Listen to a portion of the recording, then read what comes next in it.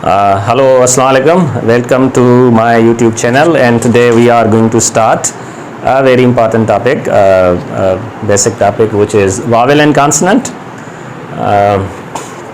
जो कि letter से start करेंगे हम. Like first of all, we would like to understand that what actually letter is. The definition of letter is this: it is symbol of any language. जो letter है वो किसी भी ज़बान की निशानी को कहा जाता है. किसी भी ज़बान की निशानी को क्यों? क्योंकि लेटर के ज़रिए हम क्या करते हैं, हम कोई भी ज़बान पहचानते हैं, राइट. लाइक अगर मैं आपसे पूछूं कि ये कौन सी लैंग्वेज है तो किस में लिखा हुआ है, तो आप बता देंगे ये इंग्लिश लैंग्वेज में लिखा हुआ है. Why? Because you know these are the letters from English language, right. So we are here to learn the grammar of English language. That's why in English there are two kinds of letter. Number one is vowel letter and number two is consonant letter. Now what is vowel letter? इसकी definition ये है, a letter which gives sound a is called vowel letter. मतलब कोई भी हुर्फ जो हमें a मतलब अलिफ की आवाज़ देगा तो हम उसको vowel कहेंगे. Just like A E I O U को वावल कहा जाता है. अब देखें, हम ए ई आई ओ यू को वावल क्यों कहते हैं? क्योंकि ये हमें अलिफ की आवाज़ देगा. देयर आर अदर डेफिनेशंस जो कि पढ़ाई जाती हैं कि वावल के बगैर कोई लफ्ज़ नहीं बनता. वावल अगर हम एक साथ पढ़ें ए ई आई ओ यू तो हमारे लिप्स आपस में नहीं टकराते. ये डेफिनेशंस नहीं है. डेफिनेशन ये है कि वावल किसे कहा जाता है? जो हमें अलिफ या अंग्रेज़ी में ए की आवाज़ दे. अब जैसे कि आपको पता है there are 5 vowel A E I O U. अब हम इनको वावल क्यों कहते हैं? क्योंकि ये हमें अलिफ की आवाज़ देंगे. अब अलिफ की आवाज़ कैसे देंगे? जैसे A for apple, E for egg, I for ink pot, O for orange and U for umbrella. अगर आप इनको उर्दू में लिखने की कोशिश करेंगे, जस्ट लाइक एप्पल और एग और इंक पॉट और ऑरेंज और umbrella, you will see that ये सब के सब हमें अलिफ की आवाज़ देते हैं. इसलिए कहा जाता है कि जो वावल होता है वो मोनो साउंड होता है. Mono sound means which gives only one sound, that is the sound of अलिफ. अब इस पर सवाल उठता है कि ठीक है, फाइन, देयर आर 5 वावल्स, तो जो 21 कॉन्सोनेंट हैं वो इनसे अलग क्यों किए गए हैं? वो इनसे इसलिए अलग किए गए हैं क्योंकि जो भी वर्ड वावल से स्टार्ट होता है हम उनके साथ आर्टिकल ए एन का इजाफा करते हैं. फॉर एग्जांपल यहाँ पे एप्पल है, ज़्यादा बेहतर होगा हम क्या लिखें? An apple, an egg, an ink pot, an orange, an umbrella. That means हम वावल के साथ आर्टिकल ए एन लगाते हैं. Just like if I write a sentence like this, I eat apple, ये सेंटेंस गलत है. सही क्या होगा? आई ईट एन एप्पल और आई ईट दी एप्पल. अच्छा, दी एप्पल हम क्यों पढ़ेंगे? क्योंकि अगर द के बाद शुरू होने वाला जो लफ्ज़ होगा अगर वो वावल से स्टार्ट है तो वहाँ पे हम द को दी पढ़ते हैं. So I eat an apple and I eat the apple, इन दोनों सेंटेंसेस में क्या फ़र्क है? When I say I eat an Apple, इससे मुराद है कि यहाँ पे एक से ज़्यादा सेब पड़े हैं और उनमें से किसी एक सेब को खाऊंगा तो मैं क्या कहूँगा? आई ईट एन एप्पल. और अगर मैं कहूँ आई ईट दी एप्पल तो इससे मुराद है कि एक ही सेब है जिसे मैं खाऊंगा. सो ए और एन का मतलब होता है 1 आउट ऑफ मैनी और द का मतलब होता है 1 आउट ऑफ 1. और दूसरी बात देखें, यहाँ पे अगर मैं ये सेंटेंस लिखूँ, आई सा एन एलिफेंट्स, आई सा एन एलिफेंट, तो आपको पता है इन दोनों सेंटेंसेस में the first one is wrong, the next one is right. अच्छा, first one why it is wrong? क्योंकि ए एन का जो मतलब होता है, whether it is a an और इसका मतलब होता है 1. सो इफ़ आई से आई सा एन एलिफेंट, ये तो ठीक है, बट इफ़ आई से आई सा एन एलिफेंट्स तो ये सेंटेंस गलत हो जाएगा. ए एन हमेशा सिंगुलर काउंटेबल नाउन के साथ इस्तेमाल होता है. आई रिपीट, ए और एन हमेशा सिंगुलर काउंटेबल नाउन के साथ इस्तेमाल होगा. ये चीज़ हमें ज़हन नशीन रखनी पड़ेगी. So this was all about vowel letter. Next topic is consonant.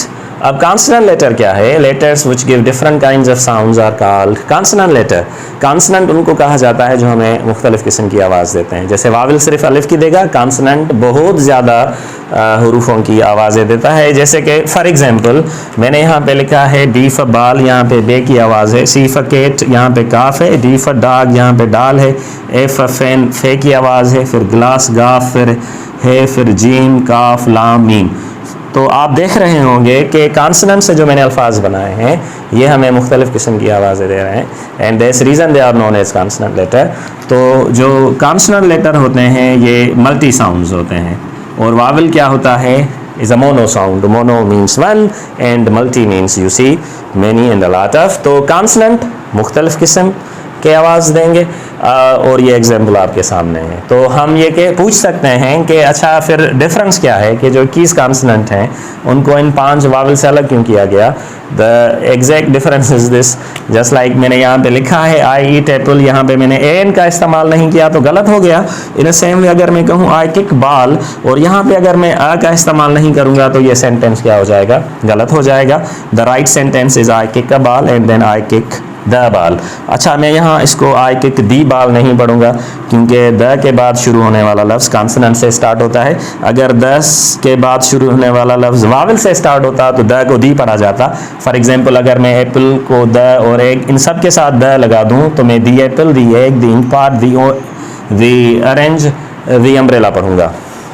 अच्छा अब ये डिफरेंस भी जान लें, आई किक अ बाल और आई किक द बाल में क्या डिफरेंस है।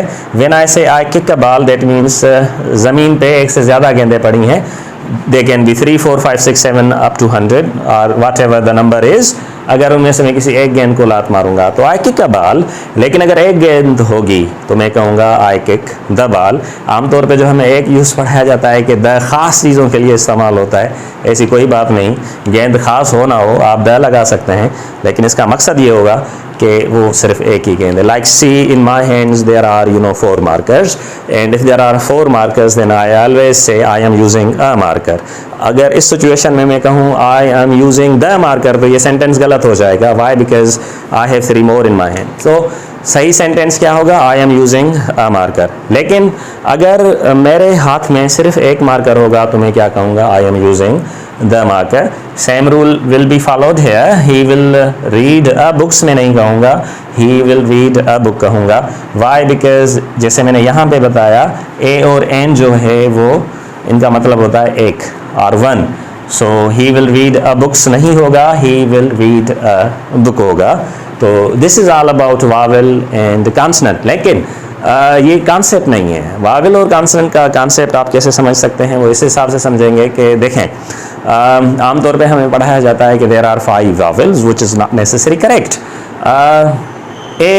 मतलब अंग्रेजी में 5 वावल नहीं है। You can say there can be 14 vowels in English, like how जैसे कि यहाँ पे हमने डेफिनेशन सीखी, ए E I O you vowel नहीं है ना। वावल वो है जो हमें अलिफ की आवाज़ दे। तो 26 लेटर में से जो भी हुर्फ हमें अलिफ की आवाज़ देगा उसको आप वावल कंसीडर करते हैं, और 26 अल्फाजों में से जो भी हुर्फ हमें अलिफ की आवाज़ नहीं देगा हम उनको कॉन्सोनेंट कंसीडर करेंगे। अब वो कैसे, अगर मैं आपको एक छोटी सी मिसाल दूं यहाँ पे लिखकर। फ़र्ज़ करें यहाँ पे मैं लिख रहा हूँ अंकिल और एट द सेम टाइम मैं यहाँ पे लिख रहा हूँ यूनिवर्सिटी।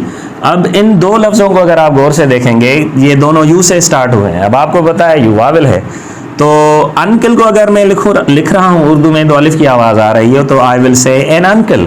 लेकिन यूनिवर्सिटी, अगर मैं यूनिवर्सिटी लिख रहा हूँ तो देखें यहाँ पे ये की आवाज़ आ रही है, अलिफ की आवाज़ नहीं आ रही। हालांकि यू वावल है, ये मैं भी मानता हूँ, पर क्योंकि यहाँ पे यू हमें अलिफ की आवाज़ नहीं दे रहा इसलिए ये कॉन्सोनेंट हो जाएगा। हम क्या लिखते हैं, यूनिवर्सिटी। देखिए हम बचपन से एन एक्सरे पढ़ते आ रहे हैं, आपने लाजमन पढ़ा होगा एन एक्सरे, और आपको पता है एक्स वावल नहीं है। लेकिन देखें वावल जैसे मैंने आपको बताया ए E I O you, fine in form ये हैं, लेकिन जो इसकी कॉन्सेप्चुअल डेफिनेशन है वो ये है कि vowel A E I O U को नहीं कहा जाता, वावल उसको कहा जाएगा जो अलिफ की आवाज़ दे। अब एक्स अगर लिखें यहाँ पे तो देखें अलिफ की आवाज़ आ रही है तो हम क्या कहते हैं, an x-ray. In same way अगर मैं यहाँ पे लिखूँ एम ए तो मुझे यहाँ पे क्या लिखना पड़ेगा, an M A. In same way अगर मैं यहाँ पे एल एल बी लिखूँ तो मुझे क्या लिखना पड़ेगा, an L L B. For example मैं यहाँ पे लिखूँ आर ए तो मुझे क्या लिखना पड़ेगा, an R A. In same way अगर मैं यहाँ पे लिखूँ एस पी तो मुझे यहाँ पे आर्टिकल एन एस पी लगाना पड़ेगा। And in same way if I write H B O then I will be writing an H B here.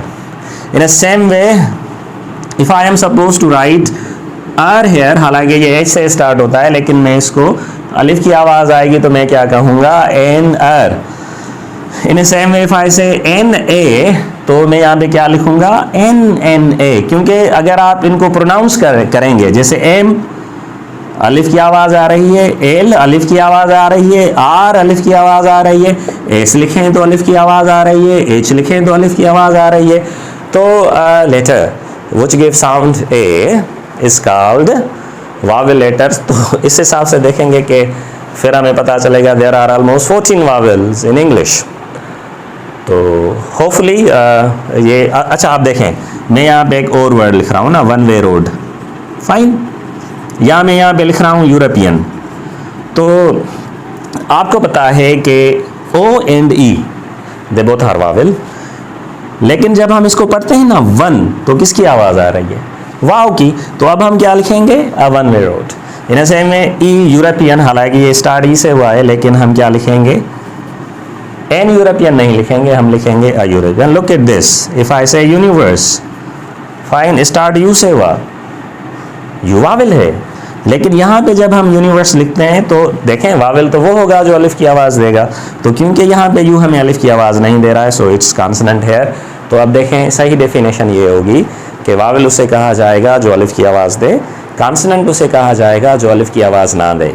और अगर वावेल अलिफ की आवाज़ नहीं देगा, कॉन्सोनेंट हो जाएगा, और अगर कॉन्सोनेंट आपको अलिफ की आवाज़ देगा तो वो वावेल हो जाएगा. ये बेसिकली कॉन्सेप्ट होता है.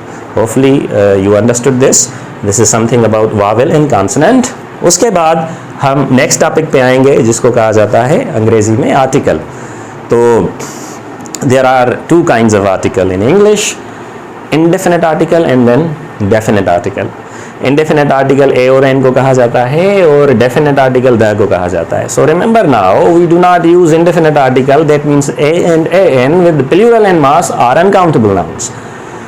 तो प्लूरल और अनकाउंटेबल नाउन के साथ हम आर्टिकल ए और एन का इस्तेमाल नहीं सीखते. ये आप यहाँ पे पढ़ के आ गए. आई सा एन एलिफेंट्स को हमने गलत किया था, और he will read a books को हमने गलत किया था. Why? Because elephants and books they both are plural nouns, और प्लूरल नाउन के साथ हम आर्टिकल ए और एन का इस्तेमाल नहीं करेंगे. इन द सेम वे हम मास नाउन या अनकाउंटेबल नाउन के साथ भी आर्टिकल ए और एन का इस्तेमाल हरगिज नहीं करते.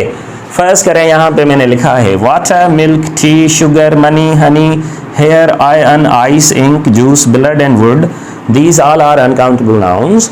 और इन अनकाउंटेबल नाउन के साथ अगर मैं लिख दूँ अ water, a milk, a T, a money, a Honey, okay, or an iron or an ice, they all will be considered incorrect. Okay, ये गलत होंगे. मनी आपके जहन में आ रहा होगा कि ये काउंटेबल है, ये काउंटेबल नहीं है. It is rupee that we count, not money. We can say rupee, 1 rupee, 2 rupee, 3 rupee, 5 rupee, 6 rupee, countable, not money. हम कभी भी नहीं कहेंगे 1 मनी, 2 मनी, 3 मनी और 4 money. So money is actually uncountable noun. So you see, अगर मैं यहाँ पे सेंटेंस लिख रहा हूँ यू ड्रिंक अ वाटर, तो अब ये सेंटेंस गलत है. I can never say you drink a water. क्यों? क्योंकि वाटर अनकाउंटेबल नाउन है, और अनकाउंटेबल नाउन जिसको गिनाना जा सके, और अ का मतलब है एक, और जिस चीज़ को गिनाना जाएगा उसको एक क्यों कहेंगे? सही है. तो सही जुमला होगा यू ड्रिंक वाटर या you drink a glass of water. In the same way if I say I count money, I can say I count a rupee, but not this. So I count money would be right, and I count money would be wrong. Remember this.